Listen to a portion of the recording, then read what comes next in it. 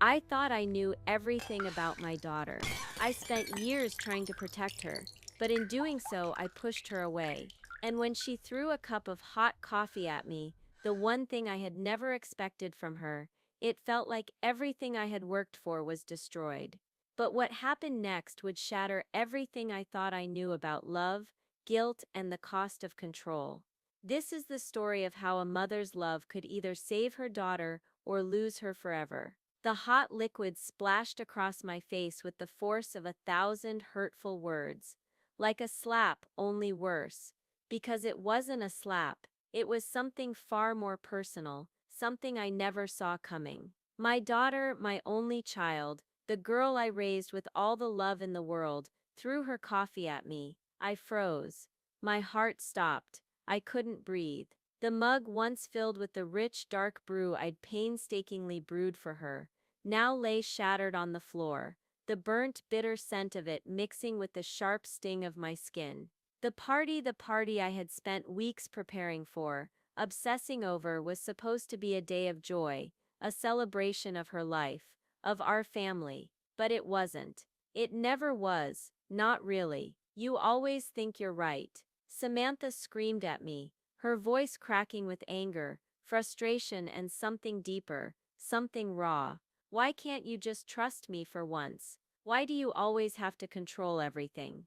The words hit me harder than the coffee ever could. The pain of them, the truth in them, cut deeper than anything I'd ever felt. I wanted to cry. I wanted to lash out. I wanted to beg her to stop, to understand, to see that I only ever wanted the best for her. But instead, I stood there, frozen in the wreckage of the moment, my chest heavy with the weight of everything I had tried to do right, everything that had gone wrong. You think you're so perfect, Samantha continued, her hands shaking, her voice full of venom, like you know everything. You don't understand anything about me. I opened my mouth to respond, but no words came. My throat was thick, my mind spinning. The world around me felt like it was slipping into slow motion, and in that moment, the years of trying so hard to be a good mother, of making sure she had everything that she could ever need, felt like it was crashing down around me. The truth hit me then. As if someone had opened my eyes for the first time, Samantha had already stopped needing me. She had been growing apart from me for months, maybe even years, and I hadn't seen it. She had her own life, her own plans, her own opinions, and somewhere along the way, in my desperate attempts to protect her, I had driven a wedge between us, a deep, unforgivable wedge. Ends. I thought back to the years when she was little, to the moments when I used to be her whole world, the days when she would curl up in my lap, her tiny hands clutching mine, as we watched cartoons together, when I was the one she turned to for comfort, for answers, for reassurance, when her world was small and safe, and I was everything. But that wasn't the reality anymore. Samantha was no longer a child I could shape, no longer a girl who needed my guidance every step of the way. She had grown into someone I didn't recognize, someone who resented me, someone who hated the very things I thought would protect her. I had tried to give her everything she didn't have growing up, the nice house, the designer clothes, the stability, the comfort of knowing that no matter what, she would always be okay. I did everything I could to give her a future, to make sure she would never experience the things I had, the heartache, the financial struggles, the worry, but in doing that, I had inadvertently made her feel suffocated. I had created a life for her that was full of security, but lacked something much more important: freedom. Do you even care about me, Mom? Samantha's voice broke through my thoughts, sharp and accusing. I didn't know how to answer her. Did I care about her? Of course I did.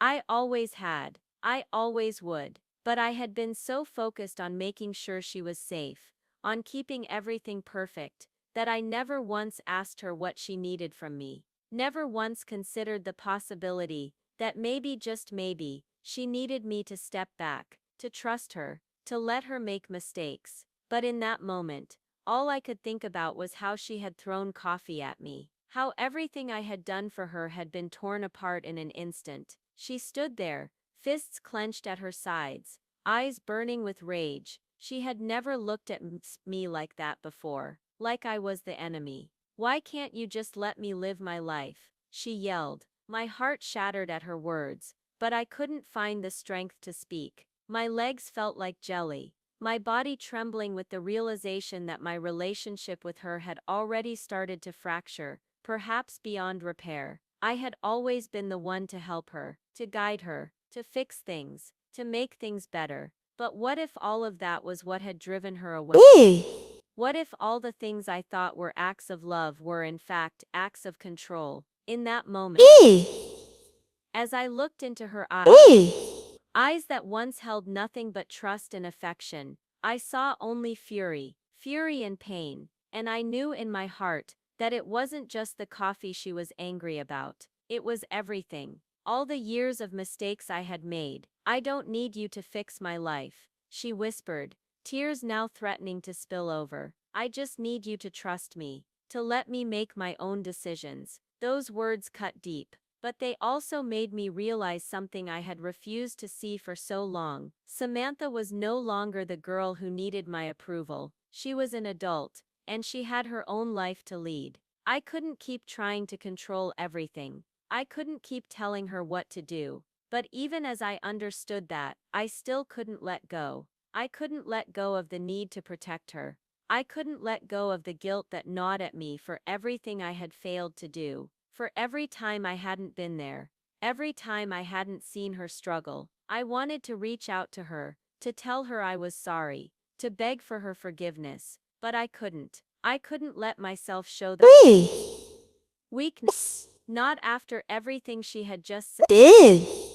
Instead, I stood there, staring at her, waiting for the words to come, but they never did. Samantha turned away first, storming off in a huff, leaving me standing there with the remnants of her coffee all over my face, the remnants of my broken heart scattered across the floor, and in that moment, I understood, truly understood, just how much had changed, how much I had failed, how deep the divide had grown between us. I didn't know if there was any coming back from this. I didn't know if I could ever fix the mess I had made. But what I did know was this. In that one moment, my daughter stopped needing me in the way she once had, and I for the first time realized that I didn't know how to be a mother to her anymore. And perhaps that was the hardest truth of all. The coffee stain on my blouse was still there, even after I'd washed the fabric, scrubbed it, and tried to forget about that moment. But it wasn't the stain that haunted me, it was everything else that followed. The words Samantha had said were etched in my mind, and no amount of scrubbing could cleanse the image of her fury. I should have seen it coming. I should have known. But I didn't. I had been too wrapped up in my own need to control, to manage every single aspect of her life. I thought I was doing what was best for her. After all, what kind of mother doesn't do everything in her power to protect her child? But what I didn't see was how much I had been suffocating her. I've spent years building a life for Samantha, a life of comfort and security. I put her through the best schools, bought her the latest clothes, made sure she had everything she needed, everything she wanted. I'd fought for her. My mother didn't give me that. She didn't give me the love, the attention, the care I craved. She was always distant, always cold, always busy with her own life. I swore I wouldn't make the same mistake, but somehow, in my pursuit of offering her more than I ever had, I had created a void. Samantha wasn't a child anymore, but I had never let go of the idea that I had to protect her, control her, guide her every step of the way. I couldn't help myself. I thought I knew what was best, but now I wonder, was that truly love? I remember the first time she asked for her own credit card.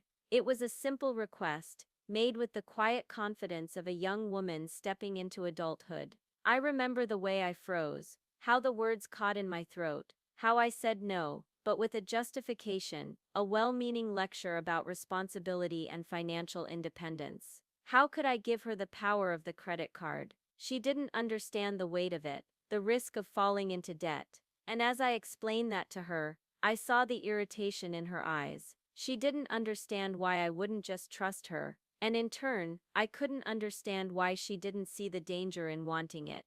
But somewhere, beneath the surface, I also saw something else, something that both terrified and thrilled me. She was growing up, she was becoming someone I didn't fully recognize. And instead of feeling proud, I felt threatened. That was the first time I had refused her something she truly wanted, and over time, those refusals grew more frequent.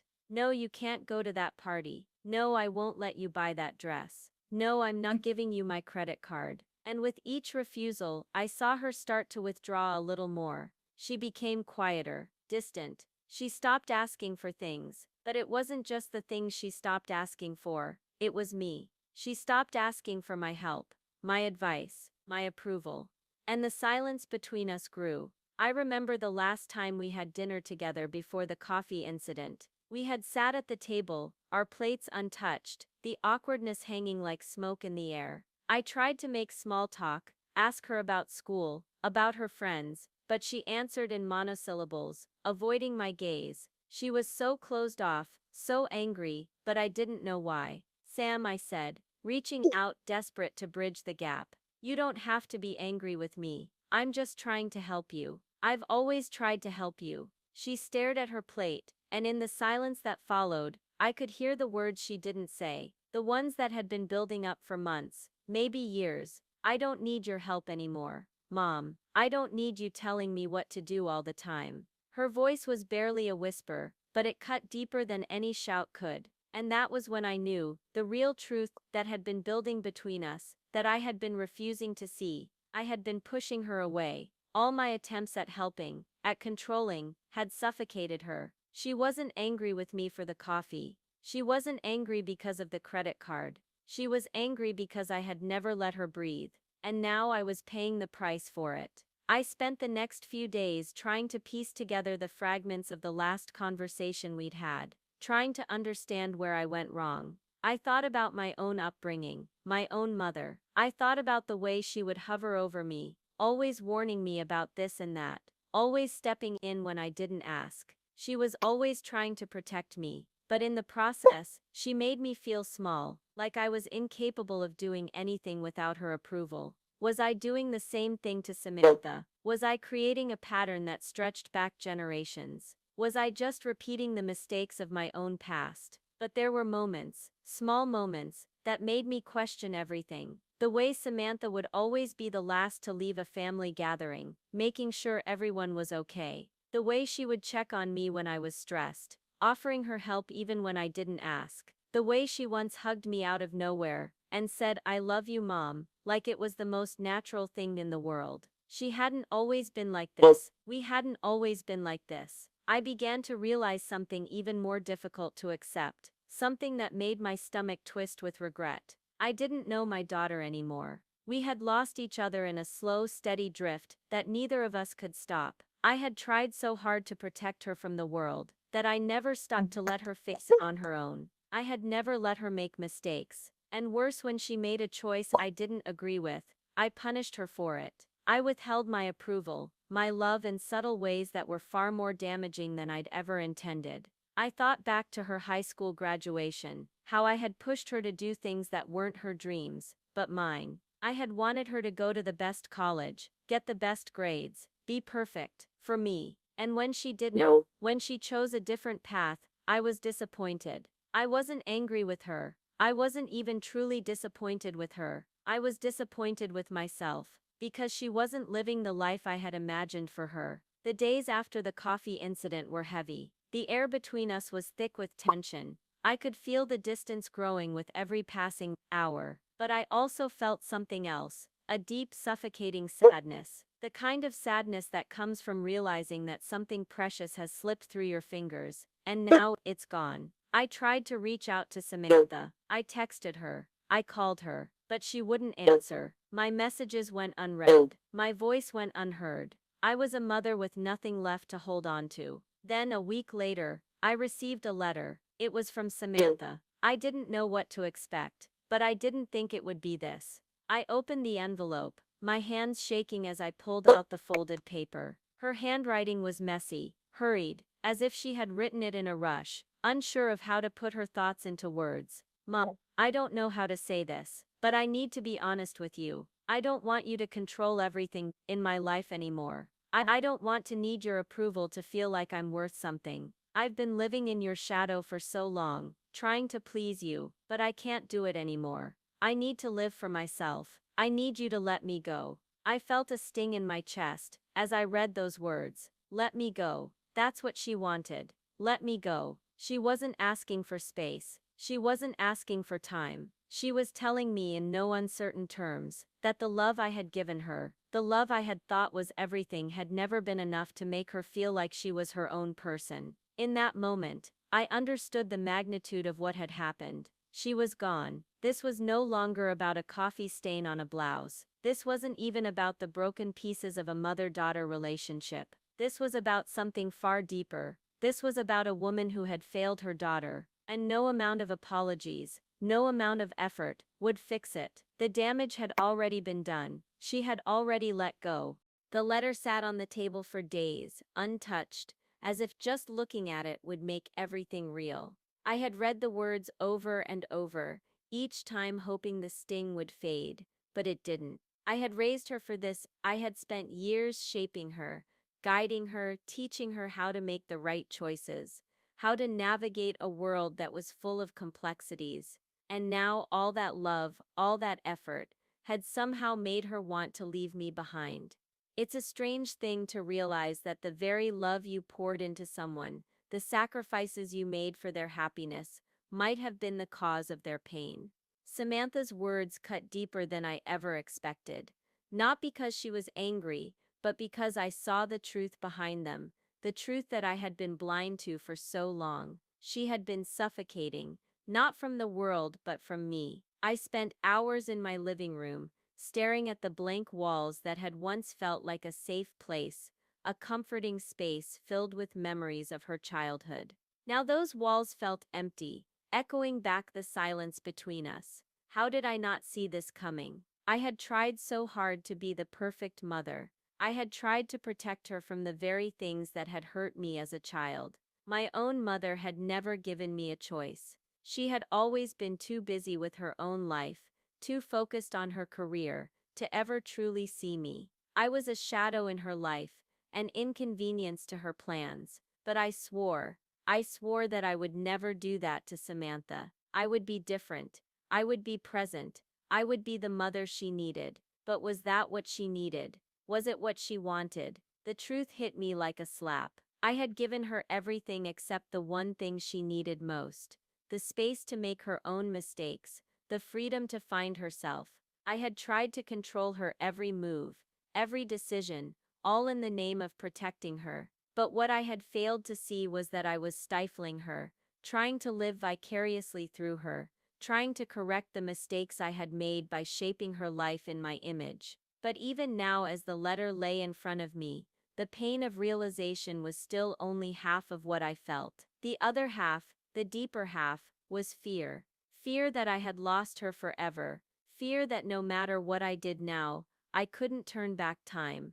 Days turned into weeks, and the space between us only grew. I still sent her messages. I still reached out, but they were met with silence. She didn't even acknowledge my attempts to connect. I couldn't remember the last time I had seen her smile, the last time I had heard her laugh, the last time I had seen that spark of joy in her eyes, the way she used to light up when she was with me. But in the silence, I began to realize something. It wasn't just about what I had done. It wasn't just about my mistakes. It was also about her. The way she had started to withdraw. The way she had started to hide her life from me. I thought I was protecting her, but maybe she had been trying to protect herself from me. The guilt of it all was suffocating. I felt like I was drowning, and every time I reached out, I sank deeper. I tried to fill the silence with work, with distractions, with anything that would stop my mind from wandering back to that coffee stain,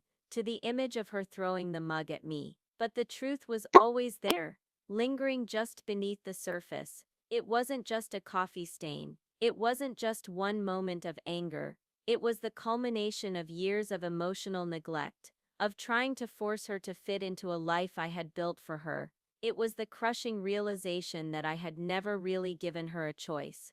And now she was gone. Then one afternoon, as I sat staring blankly at the television, my phone buzzed with a message. My heart skipped a beat when I saw that it was from Samantha. Was this the breakthrough? Was she finally reaching out? The message was brief, cold even, and yet the words struck me to my core. We need to talk. It felt like my heart stopped for a moment. Talk, she wanted to talk. After weeks of silence, after everything that had happened, she was willing to talk. I almost didn't respond, too afraid that any word I sent would push her further away. But then a part of me, the part that had been missing for so long, the part that still hoped, took over. I typed a simple reply. When? The response came almost immediately. Now. I sat there, my hands trembling as I waited for the doorbell to ring. I wasn't sure what to expect, wasn't sure how this conversation would unfold. Would it be another argument? Would she yell at me again? Or would she finally open up, give me the chance to apologize, to fix everything? But when the door opened and I saw her standing there, she wasn't angry, she wasn't distant. Her eyes, those eyes that had once been so full of life, were now empty, hollow, and the pit in my stomach grew deeper. Mom, she said, her voice quiet,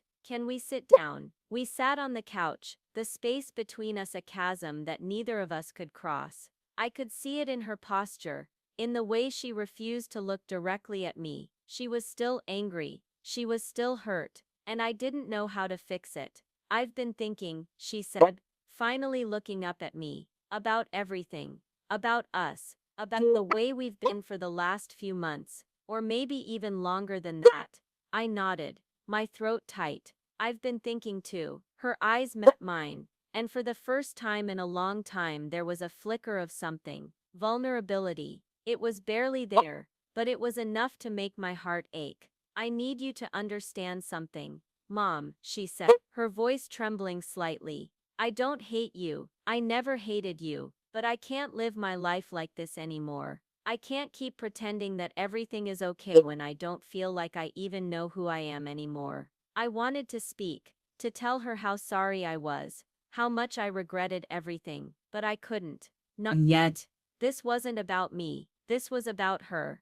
I know, I whispered. I know I've been controlling. I know I've hurt you, and I'm so sorry. But Samantha, I don't know what to do. I don't know how to fix this. I want to be your mother again. She swallowed hard, looking down at her hands. I don't know if you can, she said quietly, because I don't know if I even know who you are anymore. You've been this version of yourself that was always trying to protect me, always trying to make sure I was perfect. But you never let me be me. You never let me make my own choices. Her words were like daggers, but they were also the truth. The bitter, painful truth that I had been avoiding for so long. I had never seen it like that. I had never realized just how much I had imposed my own expectations on her, how much I had tried to mold her into something she wasn't. You're right, I whispered, my voice barely audible. I never gave you the freedom you needed. I was too afraid,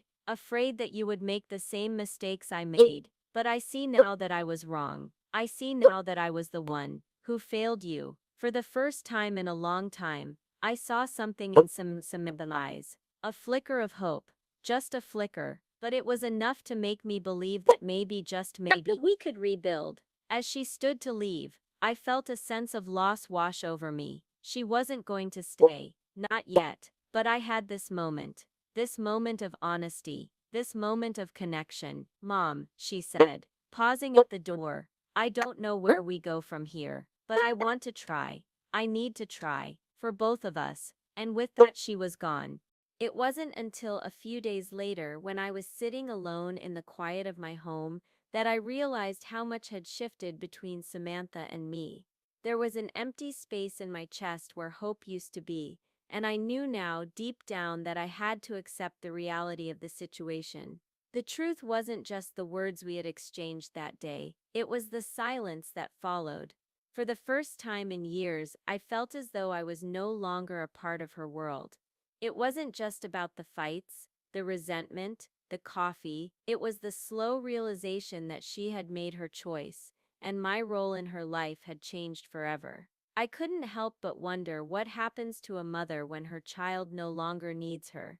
The answer was becoming clearer every day. The days that followed that conversation felt like weeks. Time dragged on, and everything seemed to be moving in slow motion. I would wake up, go through the motions of my day, but it felt like I was living in a dream. I found myself staring out of the window more often, waiting for something to break the silence, waiting for the knock on the door, for a phone call, for any kind of sign that she was coming back. But nothing came. I had tried so hard, so desperately to maintain control, to fix things, to manage every aspect of her life, to shelter her from the mistakes I had made. But I had failed. I had failed her. And the worst part, the part that gnawed at me late at night, when the house was still and quiet, was that I was scared. I was terrified that I might never get her back. I had always been so sure of myself as a mother, so certain that I was doing the right thing. But now everything was unraveling, and I didn't know how to stop it. It was at my lowest point, a week after the conversation with Samantha, that the phone rang. It was an unfamiliar number, and for a moment I hesitated. What if it was Samantha? What if she had finally decided to reach out? With trembling hands, I answered the phone. "Hello? Is this Lillian?" My breath caught in my throat. It was a voice I hadn't heard in years, a voice I thought I had buried in the past. "This is Samantha's father." The words felt like ice. The silence between us was thick with so much unsaid. I hadn't heard from him in so long. He had left when Samantha was just a baby, disappeared from our lives like a ghost. I had raised Samantha on my own, never once needing his help, never once looking back at the life we had left behind. But now his voice was on the other end of the line, and everything I thought I knew about our little family was suddenly being questioned. "What do you want?" My voice cracked, but I didn't care. I wasn't afraid of him anymore. "I heard about what happened, Lillian. I know things are bad with Samantha, and I need to talk to you about it." I took a shaky breath. "You need to talk to me about it. You haven't been in her life for years, and now you want to talk." There was a long pause, and I could hear the weight of his words as he continued. "I know, and I'm sorry for that. I know I wasn't there for her. But I think it's time we talk, for her sake." I felt the ground beneath me shift, as if something I thought was solid was crumbling away. I was not ready for this. I was not ready to hear from him. "Why now?" I asked, my voice trembling with a mix of anger and confusion. "Why do you want to talk now? After all these years, I've been watching. I've seen what's been going on with her, and I think it's time for me to step in." Step in. I felt my blood run cold. Step in. He had no right to step into her life now, after everything he had put her through, after he had walked out on us without a second thought. "You think you can just come back after all this time and fix things?" I spat, my anger rising. "You have no idea what you've done to her. You left her, you left me, and now you think you can just waltz back into her life like nothing happened." "I know I can't fix it all, Lillian," he said softly, "but I want to try. I've failed her once. I'm not going to let her go through this alone. Not again." And then it hit me. He wasn't here for me. He wasn't even here for us. He was here for his own redemption, his own guilt. I wanted to scream at him, tell him everything I had been holding in for years. But instead I stood there, frozen. There was nothing I could say that would change the past. There was nothing either of us could do to undo the damage we had caused. "I need time," I said, my voice breaking. "I need to think about this. I need to process it." He didn't argue. "I understand. But Lillian, I think you should know. Samantha, she's reached out to me. She's been asking about you. She's struggling, and I think she needs help. She's lost, Lillian, and she's not going to find her way without both of us." The words echoed in my head like a drumbeat. Samantha was struggling. My daughter, the one I had raised, the one I had tried to protect, was lost, and I couldn't fix it. He was right though. She was lost. She was a girl trying to find her place in a world that had turned upside down, and she didn't have me to guide her anymore. Samantha was hurting, but so was I. We both were. We had both been fighting for something neither of us understood. I didn't know what to do. I didn't know if I could trust him, if I could trust myself. But the truth was undeniable. Samantha needed help, and it seemed like I was no longer the one to give it to her. That night, as I sat in the quiet of my home, the phone call lingering in my mind, I realized something. I had been so focused on my own guilt, my own mistakes, that I had forgotten something vital. I couldn't fix everything. I couldn't control every part of her life, and I couldn't force her to come back to me. She had to find her own way. Maybe it was time to let go. And so I did the only thing I knew how to do in that moment. I sent her a message. I'm here, Sam. If you need me, I'll be here. The message was simple, but it was everything I could offer her, everything she needed to hear. It was late afternoon when I finally received the call. The phone buzzed in my hand, the vibrations running through my body like a live wire. Samantha. My heart stopped for a split second. I hadn't heard from her in weeks. Not since that day when she left me standing there, her words hanging in the air, sharp as daggers. I didn't know whether to answer, to open the floodgate of all the emotions I had been trying to keep buried. But I knew this moment was coming. I knew it had to happen. Taking a deep breath, I swiped the screen. Hello, Mom? Her voice was soft, tentative, but there was something else there, something that made my pulse quicken. Vulnerability. Can we talk? I could feel a lump rise in my throat, emotions that I didn't know how to name threatening to break free. I hadn't realized how badly I had been waiting for this call, how much I longed for it, even though the silence between us had felt safer at times. There was too much pain, too much loss. And yet there was something in her voice now that made me believe maybe we could start to heal. Of course, I replied, my voice cracking slightly. I've been waiting for you to call. There was a pause on the other end of the line, as if she was trying to decide how to approach this conversation. I could hear her breathing, hear the weight of her thoughts. It reminded me of the silence between us for so many months. The silence that had said everything without words. I don't know how to start, Samantha admitted, the rawness in her voice almost more than I could bear. But I've been thinking a lot, and I need to say something. I need to explain why I left. I understand, I whispered, though in my heart I didn't. I wasn't sure I could ever fully understand why she had pushed me away. The pain of it, the confusion of it all was still fresh, still cutting deep, but I had to listen. I had to try to understand her side, even when it felt like the weight of it might crush me. Take your time. I was angry, Mom, she began, her voice shaking with emotion, and I don't even know if I knew why at first. But the more I thought about it, the more I realized that I was angry at myself too.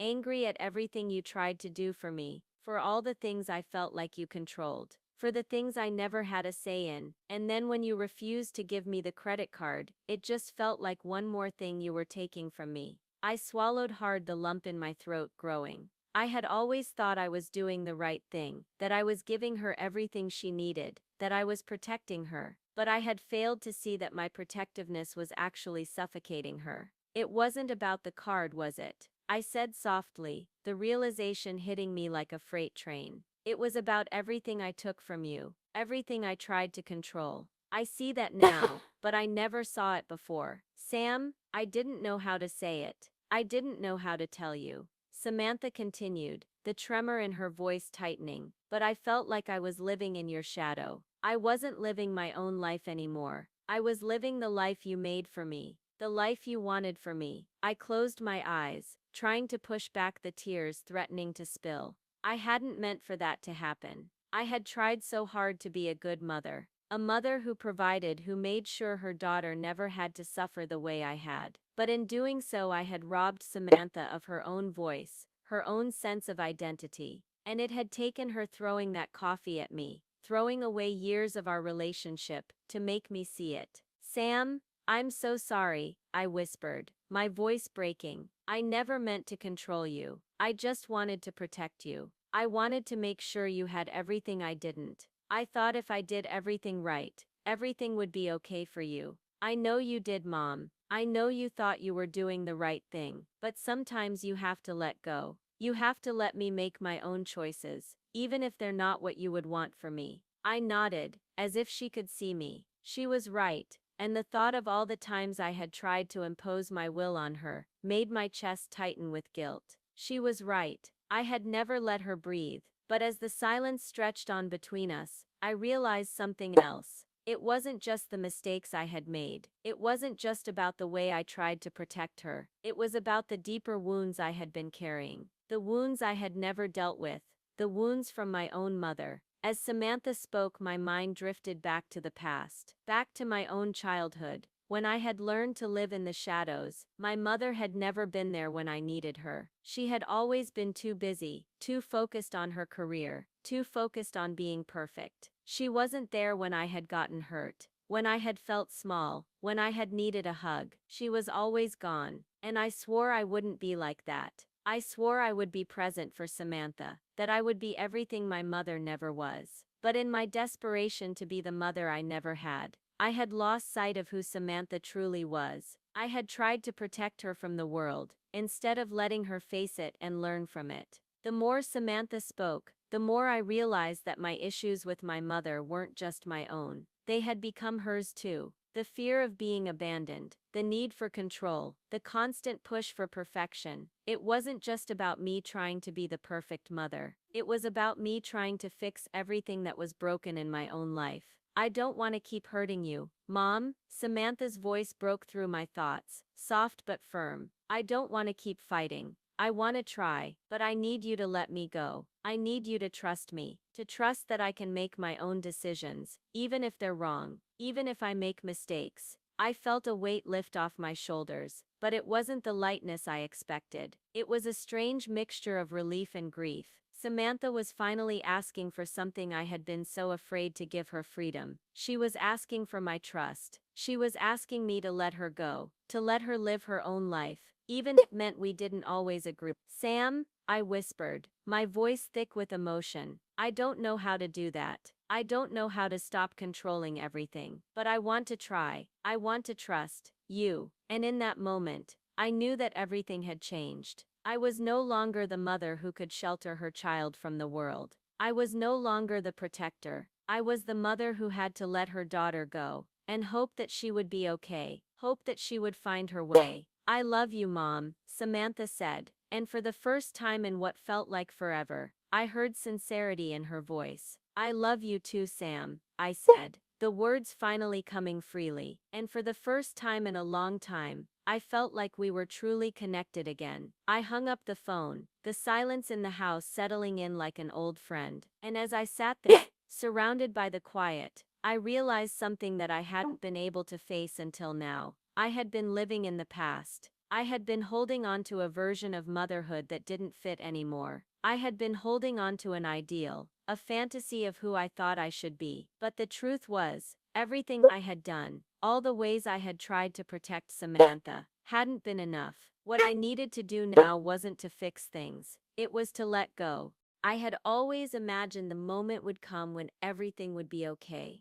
I had clung to that belief like a lifeline for years, hoping that eventually all the damage could be undone, that I could somehow fix the shattered pieces of my relationship with Samantha, put everything back together and rebuild what we had lost. But the truth, as it often is, was much harder to face. After our conversation on the phone, I waited for her to come over. The days passed slowly, and in every tick of the clock I wondered if I had done enough.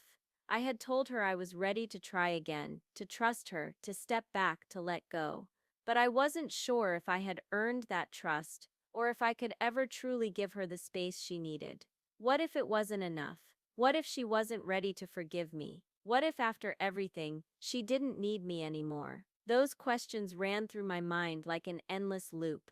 The fear of rejection, of losing her for good, tightened in my chest. But I had to face it. I had to be ready for whatever came next, even if it meant the worst possible outcome. The doorbell rang late one evening. I knew it was her. My heart raced, but I didn't get up immediately. I didn't want her to see how desperate I had become, how much I needed her to be here, with me. I let the silence stretch on for a few more seconds, hoping that it would ease the tension in my chest, but it didn't. I couldn't ignore it anymore. I opened the door, my hand shaking slightly as I grasped the knob. When I saw her standing there, it was like time had stopped. She looked so grown up, so different from the girl I used to know, yet there was still something familiar in the curve of her shoulders, in the way her hair fell around her face. "Hi, Mom," she said, her voice soft, guarded. I swallowed hard, my throat tight with emotion. "Samantha, I didn't expect you to come." "I know," she said quietly, looking down at her shoes. "I wasn't sure if I should, but I wanted to see you. I think I owe you an explanation." I felt a rush of hope, of relief, but also a growing anxiety. What was she going to say? She stepped inside, and we moved into the living room. I could feel the tension in the air between us, like a weight I couldn't lift. I wanted to reach out, to hug her, to tell her how much I had missed her, but I knew this wasn't the time for that. She needed space. She needed to say what she had come here to say. I sat down, trying to steady my breathing. "I'm listening, Sam. Whatever it is, I'm ready. for a long moment, she didn't say anything. She just sat there, her hands folded in her lap, her gaze focused on something far away. I could see the battle in her eyes, the conflict between the daughter who wanted to reach out and the woman who was still so hurt. "I've been thinking," she began finally, "about everything, about the way things were, and about the way they've been lately." I nodded, though I could feel my heart pounding in my chest. Was this the moment? Was she finally going to tell me that everything could be fixed? But instead, what came out of her mouth made my blood run cold. "I don't think I can do this anymore, Mom. I don't think I can keep pretending that everything's okay." The words hit me like a slap. My chest tightened, and for a second I couldn't breathe.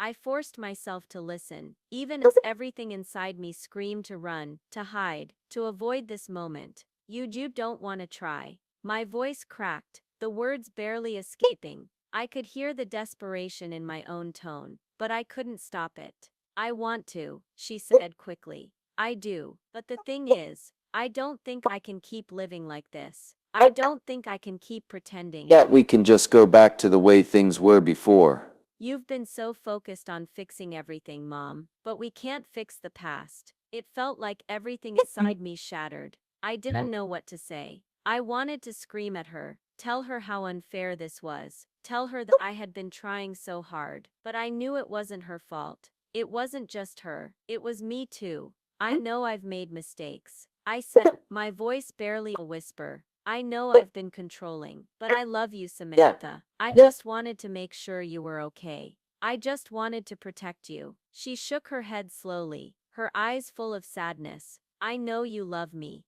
I know you wanted to protect me, but sometimes, love isn't enough. Sometimes, you need more than just protection. You need freedom. You need trust. And I need to make my own choices, even if they're wrong." I could feel tears sting at the corners of my eyes, but I didn't let them fall. This was my fault. I had pushed her too hard, held on too tightly, and now she was pulling away.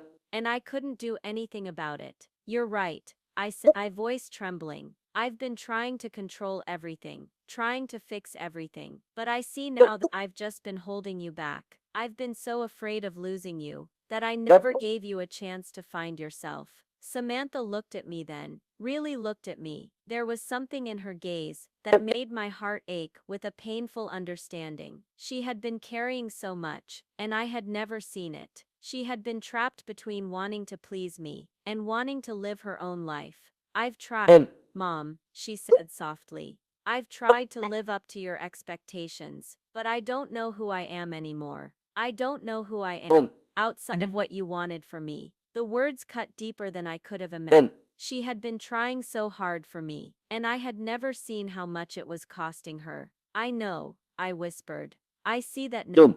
I'm so sorry, Sam. I'm so sorry for everything." She didn't say anything for a moment, and then in the quiet, she stood up.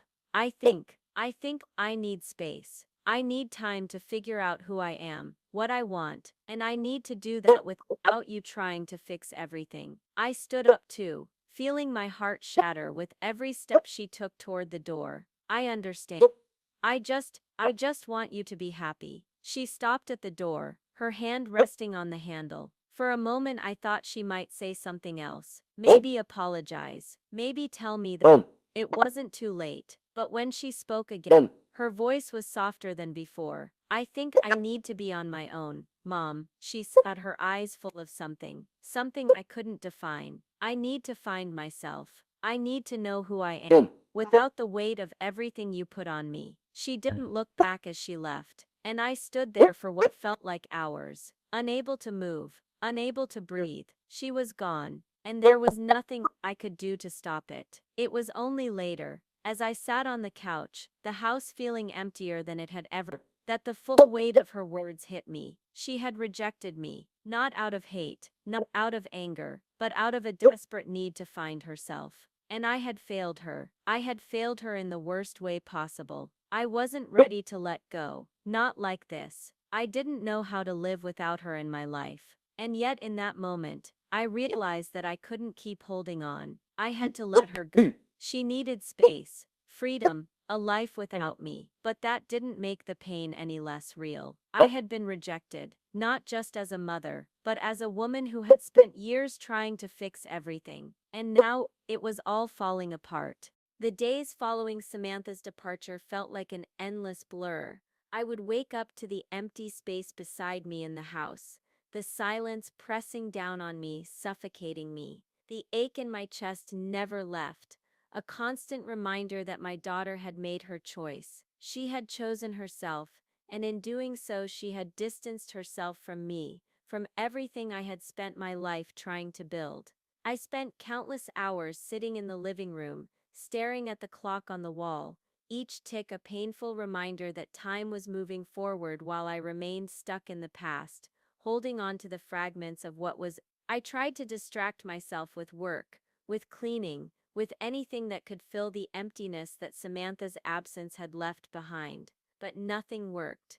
Every minute without her felt like a minute I was losing her forever. I wanted to scream. I wanted to pick up the phone and beg her to come back, to tell her that I was ready, that I could change, that I would give her the space she needed. But the silence between us, the finality of it, kept me rooted in place. She had told me she needed space. But what if the space she needed was permanent? What if she never came back? Weeks passed, and I began to notice something strange. Samantha's absence, while still heartbreaking, seemed to be shifting the dynamic between me and the world around me. It was subtle at first, but it was there. I started to feel a strange kind of freedom in the quiet. I didn't have to worry about her getting upset if I said the wrong thing, or feeling guilty for trying to control every part of her life. For the first time in a long time, I didn't feel like I was constantly walking on eggshells, afraid of saying or doing something wrong. But it wasn't freedom, it was loneliness, and still, no matter how much I tried to distract myself, to fill the void she left behind, I couldn't shake the guilt. Every time I thought about her, I thought about the past, about all the times I had pushed too hard, tried to protect her when she needed space, tried to fix everything when she just wanted to be heard. I had spent so many years believing that love meant control, that love meant protecting, but now I was beginning to see the truth. Love didn't mean control. It never had. Love meant letting go. Love meant trusting her to make her own mistakes, to find her own way. It was then that I received a call that would change everything. The number was unfamiliar, and for a moment I hesitated. What if it was Samantha? My heart skipped a beat, and for a moment I wasn't sure whether to pick up the phone or not. But then I realized that I had to. I needed to know where she was. I needed to know that she was okay. Hello? My voice cracked as I answered. Lillian? The voice on the other end was soft, hesitant.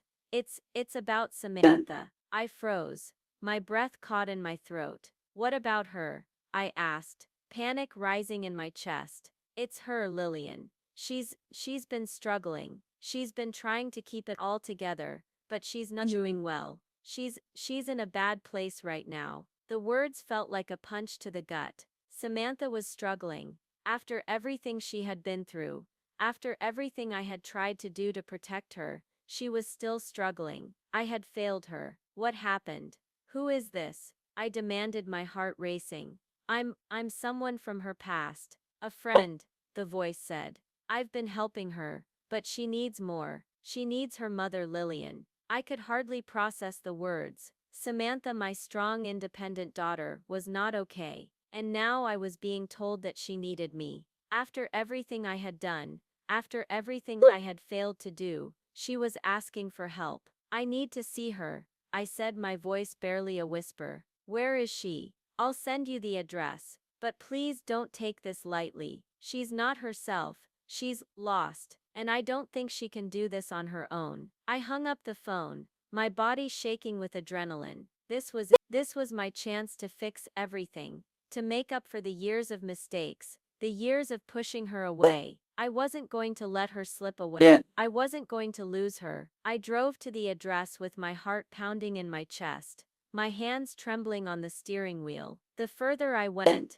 the more the anxiety twisted in my stomach. What was happening to her? How had things gotten so bad? I had thought she was strong, that she was coping. I had thought she was independent enough to handle her own life, but now I saw just how wrong I had been. The building was small, tucked away in a corner of town I didn't recognize. I parked the car and walked up to the door, my mind racing. As I knocked, I felt the weight of the years pressing down on me. This was my fault. I had pushed her too hard, made her feel like she wasn't good enough.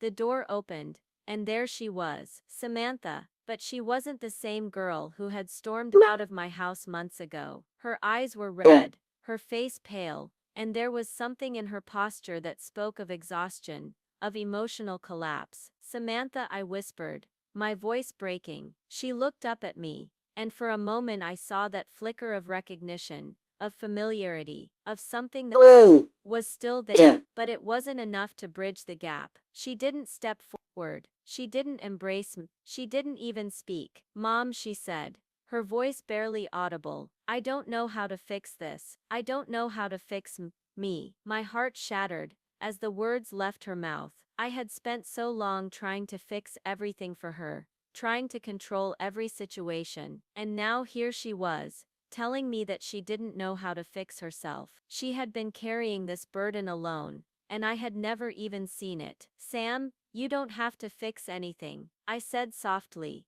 reaching out to her. You don't have to do this alone. I'm here.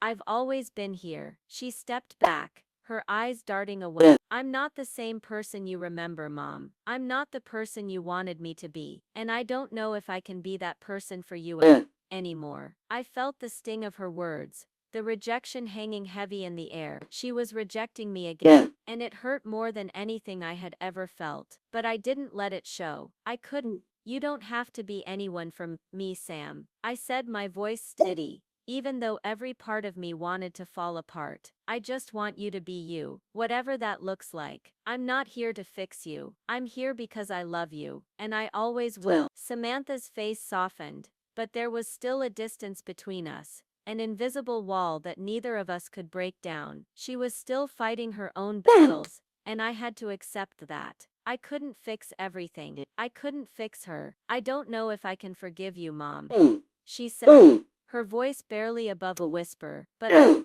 I don't want to keep hurting you. I don't want to keep hurting myself. And for the first time in a long time, I realized that this wasn't about forgiveness. This wasn't about fixing anything. It was about acceptance, about understanding that neither of us could change the past, but we could start fresh. We could start healing.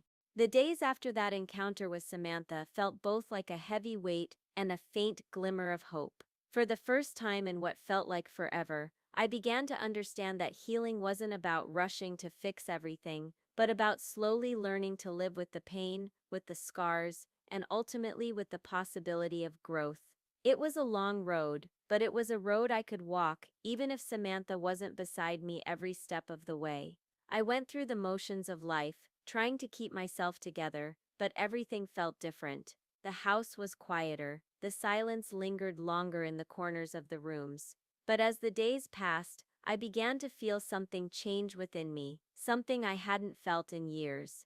I wasn't just surviving anymore, I was beginning to truly heal. The weight of motherhood had always felt like something I carried on my shoulders, an ever-present, invisible burden. I had always thought that my role as a mother was to protect Samantha, to shield her from the mistakes I made, to keep her from experiencing the pain I had felt. But now, for the first time, I saw the flaw in my thinking. I had been holding on so tightly that I had forgotten how to let go. But in letting go, I started to see the possibility of something new, something unexpected, a future where I wasn't defined by the mistakes I made as a mother, where I wasn't bound to the past. I started going back to things I used to love before everything got complicated. The things I had let fall by the wayside in the chaos of motherhood, in the grip of my fear and worry. I picked up books I hadn't read in years, books I once read for pleasure, for escape. I started taking long walks around the neighborhood, breathing in the air, feeling the sun on my face. I wasn't doing this for anyone else. I was doing it for me. At first it felt foreign, like I was being selfish. I had always been there for Samantha, always, so to take time for myself felt wrong, almost like I was abandoning her all over again. But I knew deep down that I wasn't. I wasn't abandoning her. I was learning to be myself again, and maybe, just maybe, that would help me become the mother I needed to be. There was a profound sense of liberation in those small acts. Walking in the park, sitting with my thoughts, or even just making my favorite cup of tea. I started reconnecting with myself, with the person I had been before everything changed. I had spent so many years in a state of emotional exhaustion, trying to be everything for Samantha, that I had forgotten how to be just Lillian. And the more I reclaimed pieces of myself, the more I started to feel the heavy fog lifting. But then one day, as I was walking down the street, I received a call from an unknown number. My stomach tightened. Was it Samantha? Was it someone who knew her? I had no idea what to expect. My heart beat wildly as I answered the phone. Lillian, the voice on the other end was familiar, but I couldn't quite place it at first. Yes, my voice was tentative, my heart already racing. I'm so sorry to disturb you.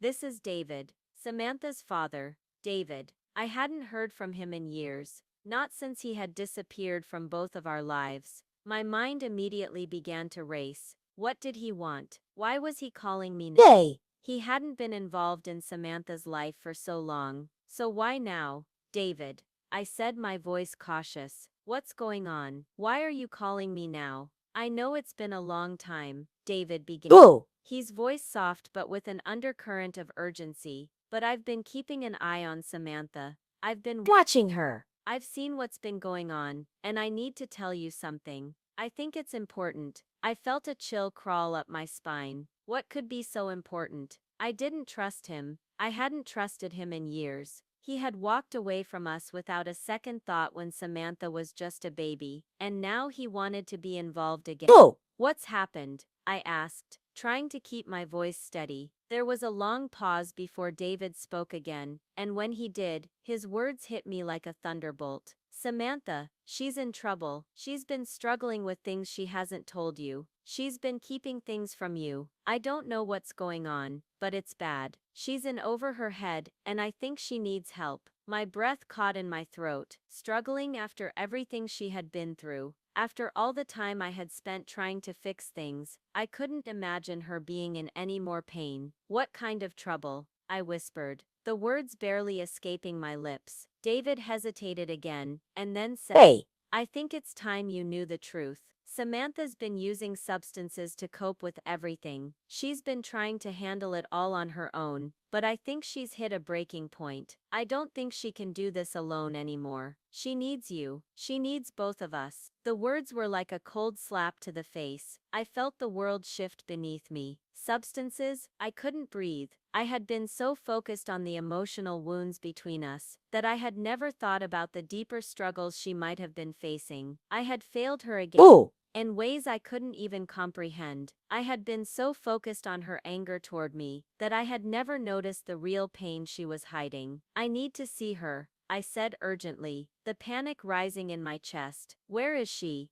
What's going on? I don't know exactly where she is right now, David replied, his voice strained, but I've been in contact with some of her friends. They've been trying to help, but she's been shutting them out. I think we need to step in. I think she needs both of us, Lillian. I think we need to try to help her, before it's too late. The words echoed in my mind, and for the first time in months, I felt the weight of responsibility like I had never felt it before. I couldn't wait any longer. I couldn't keep waiting for Samantha to come to me, to open up to me. This was bigger than me. This was about saving her. I'll do whatever it takes, I said, the words almost a whisper. I'll do whatever it takes to help her. That night, I didn't sleep. I couldn't. I kept replaying David's words in my mind. Samantha was in trouble. She had been using substances to cope with the pain, and I had been blind to it. I had been so caught up in my own guilt, my own emotional turmoil, that I had missed the signs. I had failed her, but as the hours stretched into the night, something inside me shifted. I couldn't undo the past. I couldn't change the mistakes I had made, but I could do something new. Oh,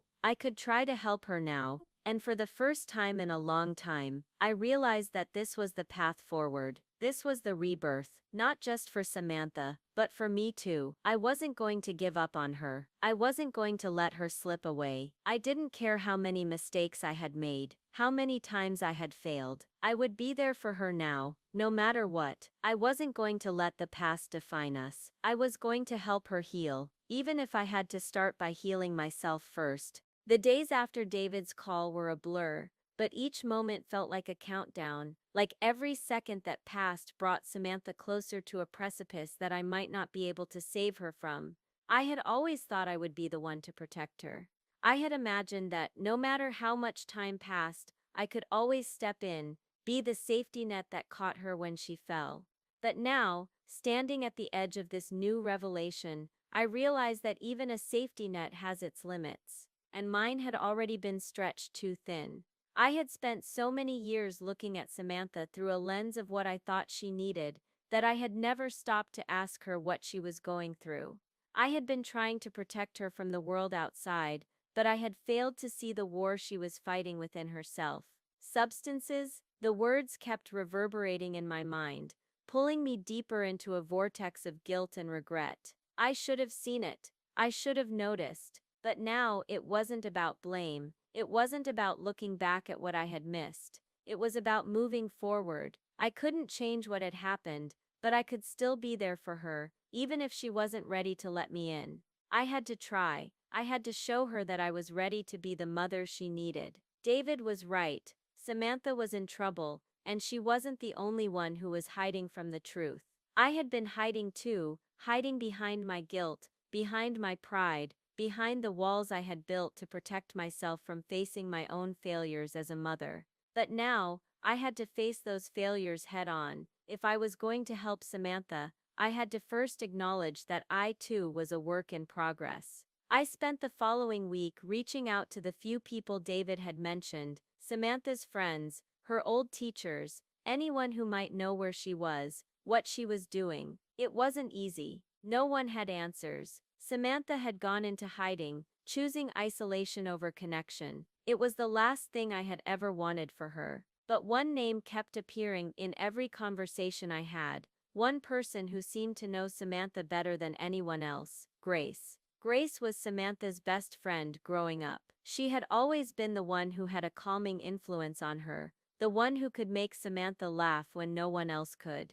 The two of them had been inseparable when they were younger. But when Samantha's life began to unravel, so did their friendship. Grace had disappeared too, and now, it seemed she was the key to finding Samantha. I couldn't understand why she had kept her distance all these years, why she hadn't reached out to me, to Samantha. But David had given me her number, and I knew I had no choice but to call her. Samantha needed Grace. She needed her old support system. I dialed the number, my heart racing with every ring. When Grace finally picked up, her voice was soft, hesitant. "Hello, Grace. It's Lillian, Samantha's mother." There was a long pause on the other end of the line. I could almost hear her processing the words. Grace and I hadn't spoken in years, and I knew this wasn't going to be an easy conversation. "Lillian," Grace said carefully. I didn't expect to hear from you. I don't know what to say. I know this is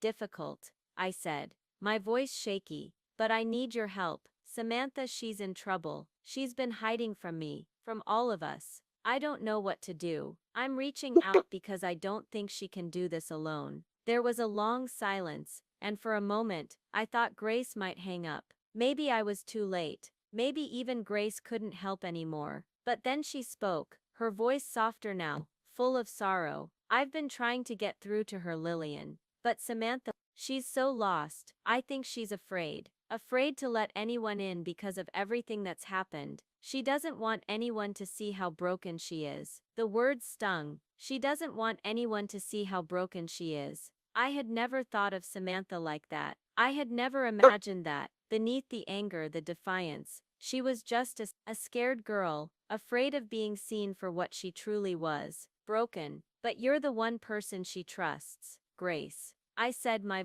voice thick with emotion. Please, if you can find her, if you can get her to talk to me, I just want to help her. I don't care what it takes. I'll try, Grace said softly. I'll try, but you need to know, Lillian, it won't be easy. Samantha is shutting everyone out, even me. I spent the next few days waiting, not knowing where Samantha was, or what she was doing. But I knew she was out there, somewhere, and she needed me. Grace called me the following Friday, her voice strained with worry. I found her, she said quickly. She's at a friend's apartment. She's been there for days, and she's not talking to anyone. But I'm going to go see her. I'm going to try to talk to her, and I'll tell her you're here, that you want to help. Thank you, I whispered, relief flooding my chest. Please, tell her I love her. Tell her I'm here. Tell her that I'll never give up on her. I will, Grace promised. Though there was a doubt in her voice, I could hear it. She wasn't sure either. It felt like the longest night of my life. I couldn't sleep, couldn't rest, couldn't think of anything other than whether or not Grace would be able to get through to Samantha. Whether I had done enough. Whether she would still want me after everything that had happened. I had let her down so many times before. Why would she believe me now? But the next morning, I received a text from Grace. She's willing to see you, but only for a short time. She's still angry, Lillian, but I think you should come. Now, I didn't wait a second longer. I grabbed my keys, my coat, and rushed out the door, heart pounding, hands trembling. When I arrived at the apartment, Grace opened the door, her eyes red-rimmed, but she gave me a small nod, as if to say, she's in there. Samantha was sitting on the couch, her back to the door. She didn't look up when I entered. It was like she was trying to disappear into the cushions, as if the world had become too much for her to bear. Samantha, I said softly, my voice trembling with the weight of all the unspoken words. It's me, Mom. She didn't move. I felt the rejection immediately. But then a small voice, barely above a whisper, came from the couch. I don't know how to fix this, Mom. I don't know if I can let you in again. Her words broke me, but I didn't let her see the tears welling up in my eyes. I didn't let her see the pain. I was here to be strong for her. You don't have to fix anything, I said quietly, walking toward her slowly, my heart pounding in my chest. You don't have to do this alone. I'm not asking you to fix anything. I'm just asking you to trust me again. That's all. I'm here, Sam. No matter what. She looked up then, her eyes filled with uncertainty, with a pain I had never seen before. This was the girl I had failed. This was the girl I had abandoned without even realizing it. I'm not perfect, Samantha, I whispered. I've made so many mistakes, but I will never stop loving you. You don't have to be anything for me. Just be yourself. I'll love you through all of it. For the first time in what felt like forever, she looked at me, not with anger or rejection, but with something different, hope. And in that moment, I knew this was only the beginning. It wasn't going to be easy, but we had a chance to heal, a chance to rebuild. The air was thick with anticipation. The weight of everything, the years of mistakes, of tension, of pain, hung between Samantha and me as we sat in that small, dimly lit apartment. There was a stillness in the room, a heaviness that both suffocated and grounded us. She was sitting on the couch, her posture still guarded, but there was a change in her eyes, a flicker of something that had been absent for so long. Hope, the kind of hope I hadn't seen in her in years. I'm sorry, she said suddenly, her voice breaking the silence. The words were raw, as though they were pieces of a long-forgotten truth that had been buried too deep to be spoken. I don't know if I can fix everything between us, but I've been thinking maybe I've been wrong too. I felt a surge of emotion rise within me, threatening to overwhelm me. Wrong. She thought she was wrong. She hadn't been wrong. I had been the one who had been blind to her pain. I had been the one to hold on too tight, the one who didn't see the signs of her struggle until it was too late. But I didn't say that. I didn't want to start a fight. I didn't want to go backward. I wanted us to move forward, to heal. I've made mistakes too, Sam, I whispered, leaning forward. I thought I was doing what was best for you, but I was only holding you back. I didn't give you the space you needed to figure things out for yourself. And I'm so sorry for that. Samantha didn't respond immediately. She sat there, her hands folded in her lap, her eyes focused on the floor. But I saw the tension in her shoulders ease just a little. She was listening. She was hearing me. We sat in silence for what felt like hours, the weight of everything unspoken between us settling like dust in the room. But this time, it wasn't suffocating. This time, it felt like a moment of reckoning, a moment where we could both finally face the truth and hopefully begin to heal. A few weeks passed. Samantha stayed in touch more often, though she still wasn't ready to open up completely. But there was progress, real progress. She was attending therapy, working through the issues that had been buried under the weight of her anger and confusion. I was attending therapy too, learning how to be a better mother, how to let go of the need to control, how to allow her to be the person she needed to be. I won't pretend that everything was perfect. Healing takes time. It's not linear. There were moments of regression, moments when the walls between us felt just as high as they had before. But there were also moments of connection, small moments, quiet moments, the kind that let me know, deep down, that we were both fighting for the same thing, a future where we could be whole again. One afternoon, a month after our conversation in that apartment, Samantha called me. I picked up on the first ring, my heart in my throat, not knowing what to expect. But the sound of her voice brought a relief I hadn't even realized I was craving. Mom, she said, her voice tentative, but stronger than it had been. I've been thinking, I want to come visit you. I'm not ready to move back in or anything, but I want to see you. Maybe we can talk, just talk. A rush of tears filled my eyes, and I had to swallow hard before I could speak. Talk. That was all I had wanted. That was all I had needed. I didn't care about the past. I didn't care about fixing everything in one moment. I just wanted to know that we could be there for each other. Yes, Sam, Sam.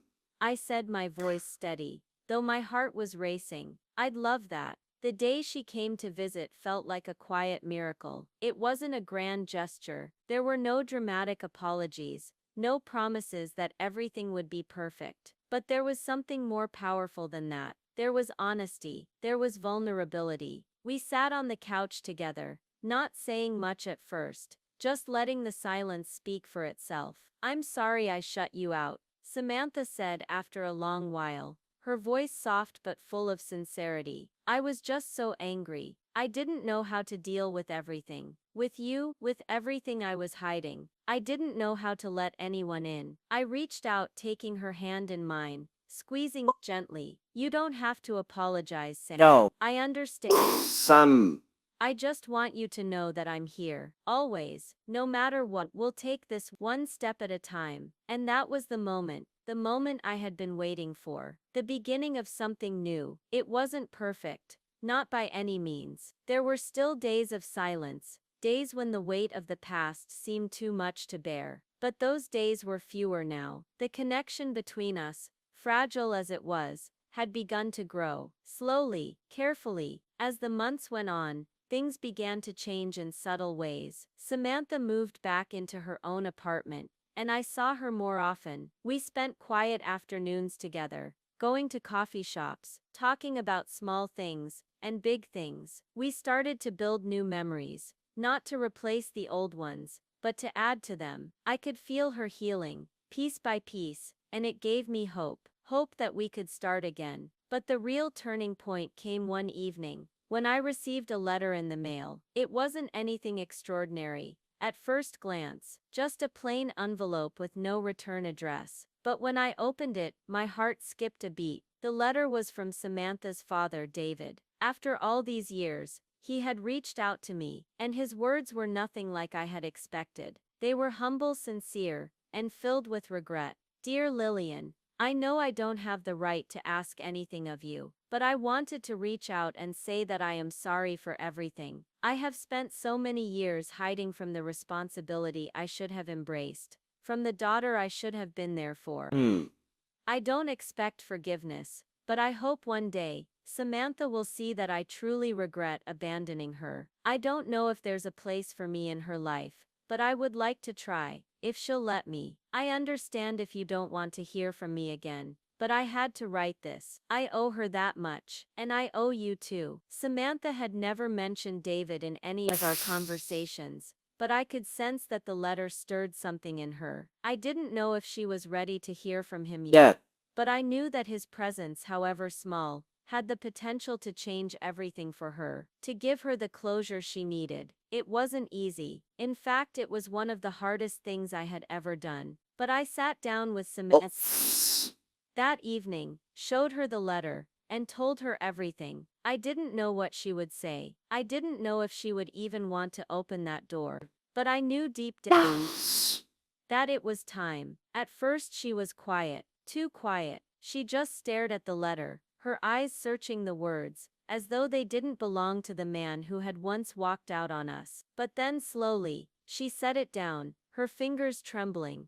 I don't know if I can forgive him, she said softly, her voice thick with emotion. But maybe this is what I needed. Maybe I need to hear him say it, even if I can't forgive him yet. That was the moment. The moment when I realized that the past, no matter how painful, couldn't keep us locked in a cycle of regret. The past had shaped us, yes, but it didn't have to define us. We could create new memories. We could write our own future. And that's what we did. Slowly, together. If this story moved you, don't just keep it to yourself. Share it with someone who needs to hear it. Like, share, and subscribe for more powerful real-life stories that dive deep into the complex relationships that shape our lives. And I want to hear from you. Have you ever had a moment where you realized you were holding on too tightly to someone you loved? How did you let go? Or did you struggle to do so? Drop your thoughts in the comments. Let's start a conversation about the hardest, most rewarding parts of love and forgiveness.